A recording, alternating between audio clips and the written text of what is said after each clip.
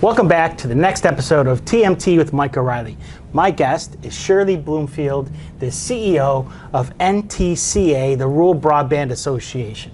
Did I get that right? You sure did, Mike. Thank you very much. Hey, thanks for having me. I really appreciate your time. I love having conversations with you, so I'm looking forward to the discussion today. So let's start our conversation with some easy parts. What was your background, or how did you become the CEO of NTCA?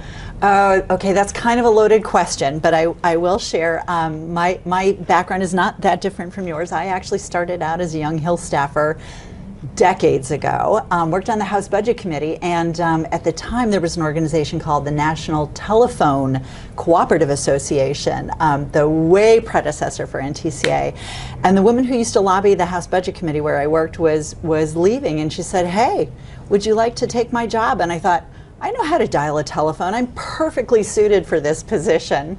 So my first part of my career actually started with NTCA literally in the 1980s as a lobbyist, and had worked through the course of time and moved my way up through the organization, left to go work for both Quest, running their federal operation here in DC, and then working for Verizon. And then about 16 years ago, the position for CEO of NTCA opened up, and I was determined to come back to the roots of working with the folks who I love. So it's been almost 16 years now back as CEO. Well, congrats. Thanks.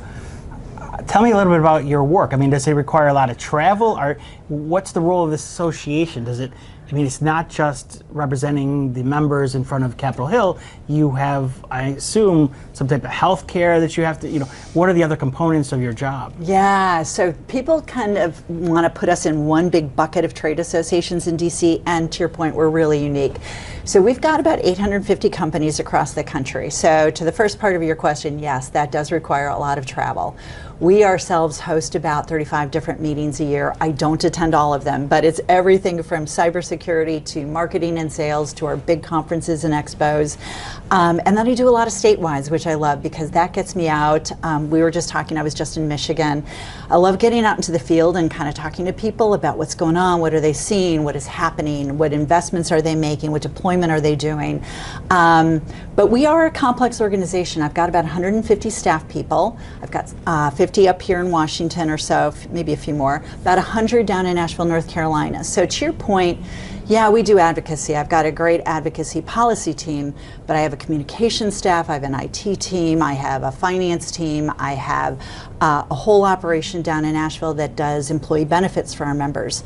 So we run a group health trust, and we run a RNS, which is a pension, and a 401k savings plan trust. These are all member-led. It is kind of that whole idea of scope and scale, members coming together to kind of pool their risk and their resources.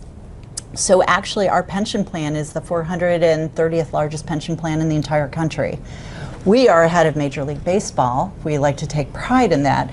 But what we're doing is we're really covering about 80,000 rural lives. So the folks who are working for our companies have the opportunity to get benefits that they can't get on an open market when you're a small business. But if you can take 80,000 lives and aggregate them, there's a lot more that we can do. So yeah, that actually takes, this time of year as we're looking at what kind of rate increases healthcare plans have to look at, what is the impact on GLP-1s and specialty medicines. Those are things that I get just as many calls on as I do on BEAD applications and the future of universal service. So. Interesting.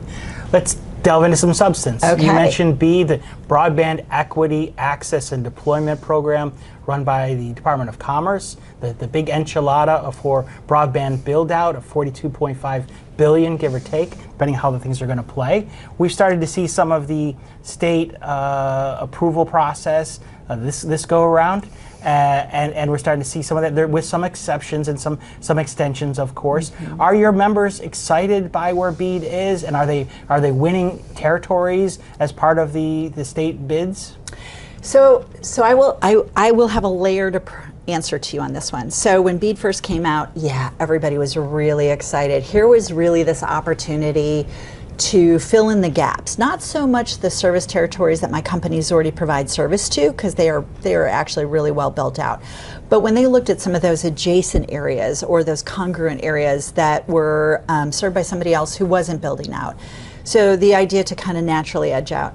And then what we found through the course of BEAD is it just became this big, lumpy, a lot of obligations. Everything just kept getting added to it, between the time frame really dragging on, the different things like wages and different regulatory requirements, started getting people to kind of think, like, I don't even know if I want to get into this. This feels complicated. So while I did see a number of my folks in the first go round really be very thoughtful about it, I did have a number of companies that at the end chose to kind of go forward. Probably not as many as NTIA and I originally thought we would see at the table. The second round, you know, with the bargain round, you know, I think folks had to obviously sharpen their pencils. Sharpening your pencil when you are already looking at an area that doesn't necessarily make a ton of business. It's already, I mean, they're unserved for a reason, right, Mike? I mean, they're unserved because they're expensive, they're hard to serve. And then I think a lot of my folks also kind of looked at, you know, gee, do I want to go against a fixed wireless provider who has the capability of saying whatever they want to say about their service territory, and pay a consultant again, and go through this, and you know what, maybe not. So I did see a number of my companies not participate in the second round.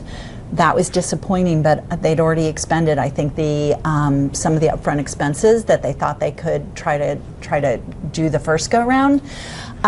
That's all to say, I do still have a lot in the running. I have seen a lot of awards. I'm really excited for that. You know, that'll be good to see, hoping that what they are seeing as a preliminary award holds, because I will say that if there's a third gyration, I think some folks who, again, are simply doing it because, you know, in a lot of cases I will have, they'll talk about subscribers in those areas coming to their office saying, could you, would you, please put in an application. Sometimes they actually follow their fiber deployment trucks in some of their deployment areas to be like, hey, so are you applying? And we really like to see something here. So it will determine, what NTIA chooses to do in terms of what they approve. But so would I love to have seen more? Absolutely. I think NTCA members are so well positioned to fill that gap. They have long, rich history. They know the business model. They are not looking to flip anything. They know that these areas are not flippable. You are not making a big profit in 6 years and turning it over. That's what happens in a more highly densely populated area. But, and I think they're looking at, all tools in the toolkit for what it will take to get some of these bids through. But in general, my members' bids are very fiber-centric. So you actually raised an interesting question. Yeah, there are a number of applicants that have private equity backing. Mm-hmm. Are you, when you look at that, and the idea that they can flip the territories in a time frame for return on investment to move on to something else, is that doable, or are we going to see some problems down the line? I guess my question is, that first part, but then as you look at the potential selectees, right, still subject to final approval, are you worried that there are companies that are being selected that won't meet their obligations and will have a problem at the end? Yeah, absolutely. And I know, with all due respect with your previous role at the FCC, I do look at RDOF, and I look at some of these programs that we've rolled out where some providers don't either have the history, the commitment to the area, maybe the financial wherewithal at the end of the day, understanding that this is a tougher business than people think it is. It's interesting. I've talked to sometimes electric utility folks, and their assumption is, well, I put the line in and I get the customers. Well, broadband isn't like that. It actually is pretty competitive. So, maybe you're making a business case out of getting 30% of those customers. Can you make it? So I think when we look at that, I think there are going to be a lot of entrants, and there are going to be a lot of winners who don't fully understand that business model. And what I worry about for those who might be private equity, it's not a fast turnaround. And I think some private equity firms are figuring that out and are extending kind of the length of what they assume. You're not flipping in 4 to 5 years. If you're doing well, maybe you get an 8 or 10-year flip. Is that acceptable? What I worry about at the end of the day is honestly the customers, because we're still talking with BEAD about those who are at the end of the tracks, right? They are the hardest to serve, and they are the highest fruit. And what I worry about is when people kind of throw up their hands and say, I thought I could do it, now I don't think I can do it, never mind, I'll pay the penalty and let me back out and see if somebody else will step in here. That the consumers lose. That's what I worry about, is then the consumers still aren't getting served, and they're pushed even further back in terms of when they were going to get some of that more robust service. So those are things that when we look back at BEAD, I hope that we don't see. But I will say, when I see a few, states have been really varied in their responses here. And yeah, there are a few providers who I think have somewhat questionable track records. I'd like to hope for the best. So we'll see.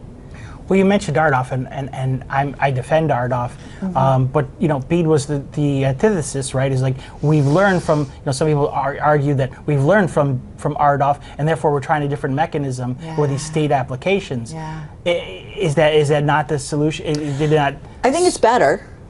I mean, and no offense to RDOF, Sure. I think everybody was kind of trying to figure out, how do you fill in these pieces of Swiss cheese? And so I think trying everything and anything makes a lot of sense. I do think the state piece has been interesting, because who knows best, right? States know best. What has been interesting is just each state broadband office is so different that where politics come in is one thing, where personalities come in is another, where somebody who's got a history with certain companies comes in another. And even talking to my member companies, obviously we're in about 45 states, so watching this kind of roll out with who's having great conversations with their state broadband office, whose state broadband offices are not reaching out at all, who's got relationships with certain providers, and oh wow, it's not a surprise when we see where some of the provisional awards are coming out, versus who's really trying to thread a needle in an interesting way and looking at their demographics, their geography. I just think the variations are amazing. But as a rule, I do like to think that the states really do have a better sense. And frankly, they're closer to the ground, right? You screw it up, it's a state broadband office. You've got folks who are still not being served in 5 years from now. They are a lot closer to who to go back to complain. So one of the things in the underlying statute that Congress was clear about, and this Trump administration has changed from the Biden administration, is a refocus on technology neutrality. Really trying to figure out how all different technologies can compete for the awards under BEAD. How do you view satellite technology by a low Earth orbit system that qualifies? Do you consider it broadband? Does it qualify? Should it qualify under the BEAD program? So I'm kind of a big believer in all tools in the toolkit. You look at the topography of this country, and while I'm a huge fan of fiber, can you get fiber everywhere? Probably not. So I think the idea of keeping service forefront is important, and frankly, we also work with our members to partner with everybody. Are there ways to partner with LEOs? Are there ways to partner with fixed wireless? I have a lot of guys who are putting fixed wireless at the very end of their remote networks, because until they can get fiber there, that's a decent solution. What I worry about with the LEOs is I worry about the scalability. We look at fiber. One of the things that's easy to overlook, it's really easy to say, okay, this deployment cost is going to be X, and that price tag looks a little bit higher. Because my guys have been doing fiber for so long, watching what it means in terms of their OpEx is really striking, because in my guys' territory, it's about truck rolls. It could be 3, 4, 5 hour truck roll when you've got a problem that you're resolving. What fiber can do in terms of taking your OpEx down is stunning. So we find that there is, I wouldn't throw out a number, but there is a point where it eclipses, and you start to find it is actually more cost effective. It becomes a scalable technology. But that's not to say I still don't think that we've got to look at every tool. The LEOs, I think, are a solution for certain areas. What I worry about that what we have seen in the markets where they are is congestion. You know, how far can you market it? Because we do see, in reality, they turn off the signal if they hit a certain point. The service degradation when you've got everybody on at 6 o'clock at night. It's just still, there's still some physical limitations. Are we seeing advances? Absolutely. Is it a great emergency application? Absolutely. I mean, so I'm not ruling out or shutting the door on any technology. I still think fiber is the most scalable and in the long run the most effective. Let's talk a little bit about the maps. How good do you see broadband maps, right? It's been over a decade we've been complaining about the maps, and we finally got them done, right? You know, there was a long delay. Are they ever done? Well, that's the question. You know, are they ever done? And then are your members subject to being overbuilt, which is just the irony of ironies, are the maps sufficient enough so we don't have competitive overbuilding with scarce dollars? Yeah, that is a real, and I know it's something that you've always been incredibly thoughtful about. I mean, I will always go back to, you know, one thing that my Mike O'Reilly bumper sticker is like, let's make the best use of these dollars. And I do worry about it because, you know, first of all, maps will never be perfect. I think we've got to acknowledge that. Ever evolving, you know, and the ability to kind of be tracking what is being built, what is being taken off the table. I am picking up some worrisome things about some of my folks who have reconnect money and then suddenly it's showing up on a bead map.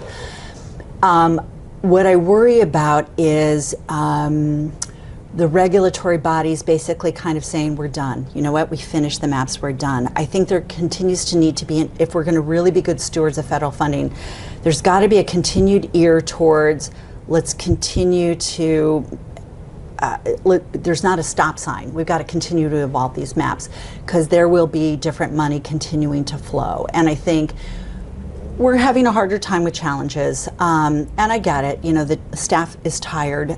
People want to kind of just put this out and say, here we are, we're done. But I am continuing to see that boulder in a field showing up as a location to serve. I am continuing to hear, like I just did in Michigan this week, that some reconnect locations are showing up on somebody else's bead award. You know, hopefully we can resolve that as much as possible, but I think it's going to be incumbent upon policymakers to not just say, we got the map, put it in the closet. Let's find a way to continue to evolve it because there's still a lot of coordination to be done. So give me a picture of how your members are. I pulled a whole blog, a 2020 piece that you mentioned or wrote about that your members are probably 60% built out at the time, about, you know, at 120. Yeah. Where are we 5+ years later and the investment that they've made? Where would you, you know, roughly give them? Sure. So I would say our latest broadband survey, and we do one annually, shows that 84% of their customers have access to fiber to the home technology. So, and painting the picture that my companies, their average customer density is about 7 per mile. I have some that are 0.3 per mile up in Montana. I have some in the southeast that might have 15 or 20 consumers per mile. But the fact that 84% can get fiber to the home technology, whether they choose to subscribe or not, I think is pretty remarkable. And I think that has really been attributable to good public policy. Universal Service has played a really important role because that has helped them to create that business case in terms of cost recovery and affordability to bring that technology out there. Programs like Reconnect, programs like RDOF, programs like, you know, ARPA, some of the state recovery money, a lot of state funding post-COVID went into infrastructure when everybody realized that people at home needed better technology. We saw, I mean, my guys have been building like 24/7 for the last, I would say 5-6 years, just nonstop. So, you know, I think that we're in a really good place. And that is where I also, you know, look at my members doing really creative things to kind of make sure they are reaching some of those last customers. But that's why I also think they're really well positioned to be thinking about where do you edge out further into some of these underserved communities that they don't currently serve. Your members are active builders, you just said. Do they run into problems that other broadband networks building has happened? The rates and access for simple things like easements and pole attachments, and the permitting process. Do they run into those problems, and do they find them as a significant impediment to timelines, run into building cycles and the weather and different things to that nature? Oh, absolutely, absolutely. And that is one thing that I really credit, this administration for really thinking through. How do we ease some of these regulatory burdens? How do we just make it easier? Why are we tying everybody up in knots? So you're absolutely right. I would say for my guys, the things I hear the most are NEPA, and historical preservation becomes a big deal. Railroad easements are a huge deal in these rural communities. Why? Because there's a lot of railroad crossings, and the ability to work with the railroads to get access, what railroads charge to do that, is if you're going to be boring broadband, a lot of time you got to go under. You got to figure out how to make that work. So that has been a big deal. And I do find, to your point too, about timelines, if you are a company that is up in the upper, northern part of the United States, and a lot of these programs have pretty definitive timeframes in terms of what you have to build. If you get stuck for 6 months to 18, I've got guys who've gotten stuck for 18 months on like NEPA reviews, or even some state, rights of way reviews. You've lost a build season. You may have lost 2 build seasons, because you've really only got a few months that you can actually build. So yeah, that continues to be like why things aren't getting in the ground as quickly as you'd like to see them. And when I look forward on some of these things, Mike, I also think about supply chain issues. We saw that during COVID, and I do worry that when BEAD floodgates open, what implications there will be. Can you actually get the supplies that you need, or will we be hoarding fiber like we were 6 years ago? So you mentioned this a couple of times, and I'm intrigued. How does BEAD fit in with other federal broadband build-out subsidy programs? You mentioned Reconnect or Universal Service. After BEAD has been implemented, is there still a broadband build problem? Is there still going to be need for these other programs, and what is that need? Yeah, it's a really interesting question. I'll be fascinated to see, as I'm sure you will be as well.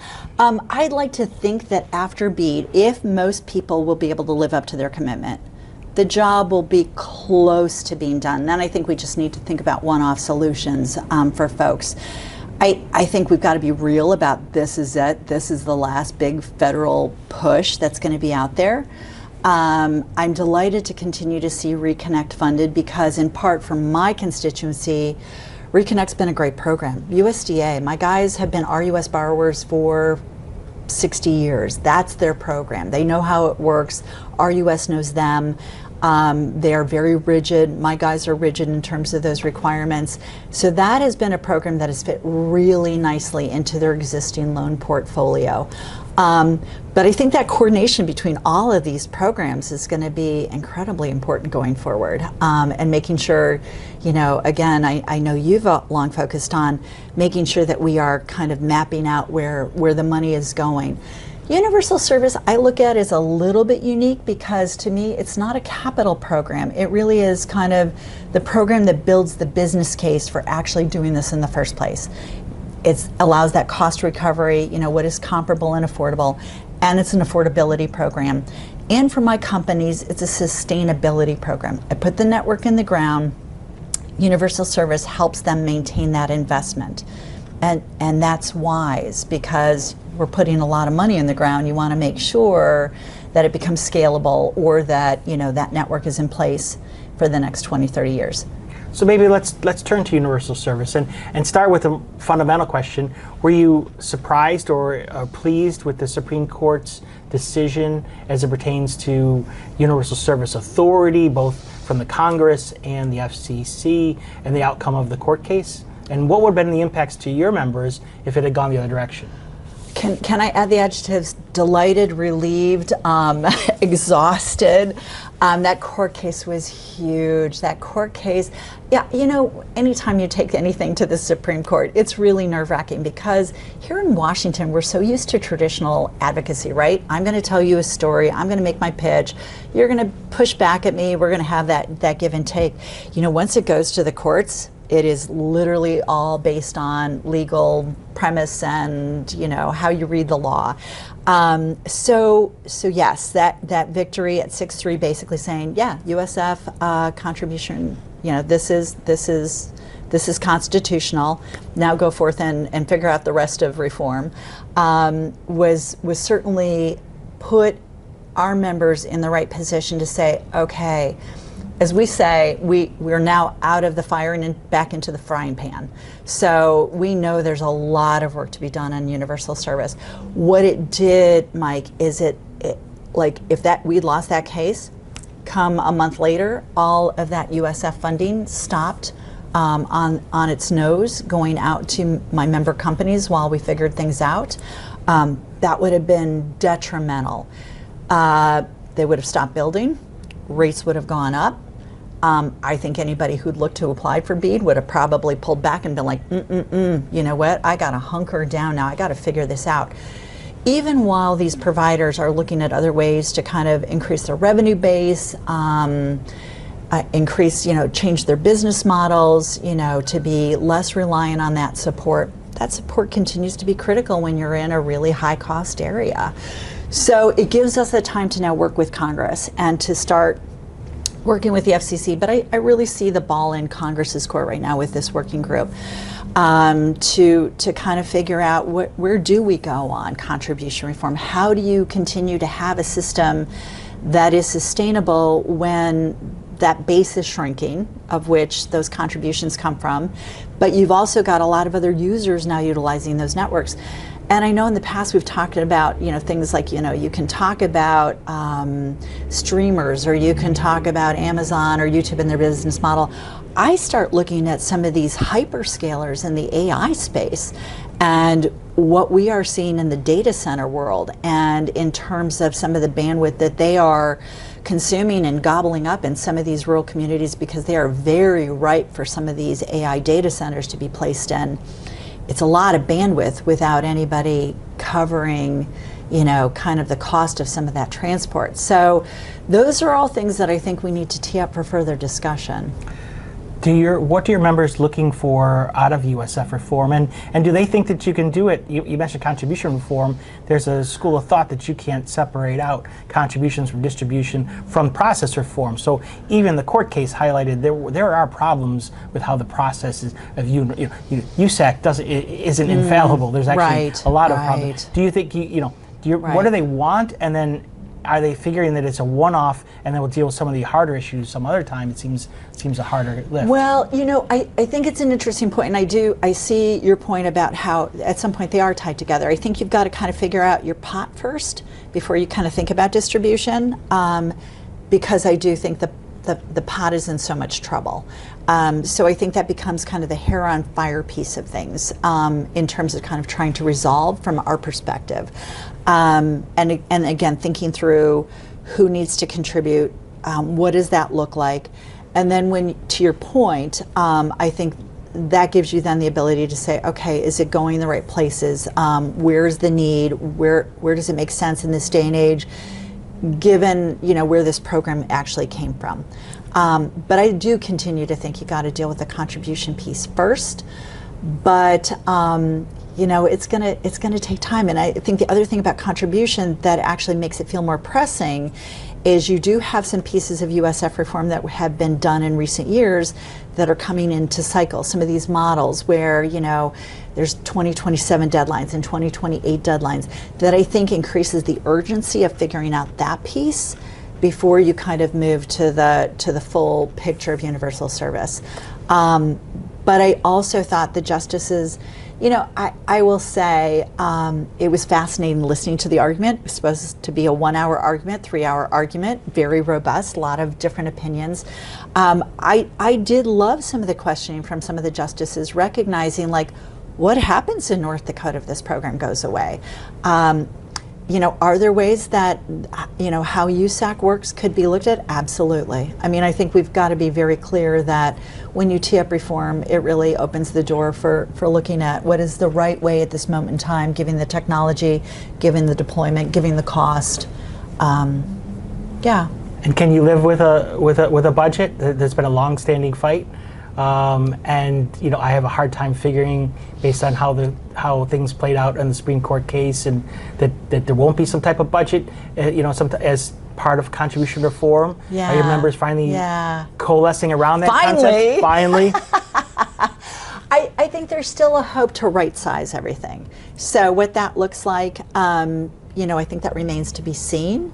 I think it's still, what I'd love to see is some of the continued work being done, and there's some folks who are doing some really good work, CostQuest, Cartesian, you know, taking a look at, you know, what is the business model?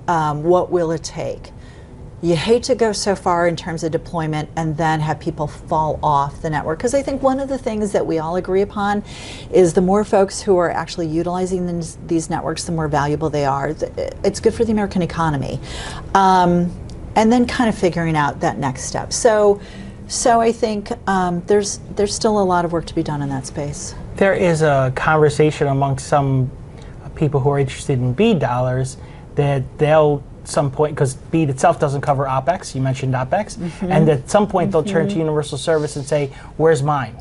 And that could double or triple the size of universal service in total, right? Given the size of the dollars we're talking about, it may be a 10 or $20 billion ask.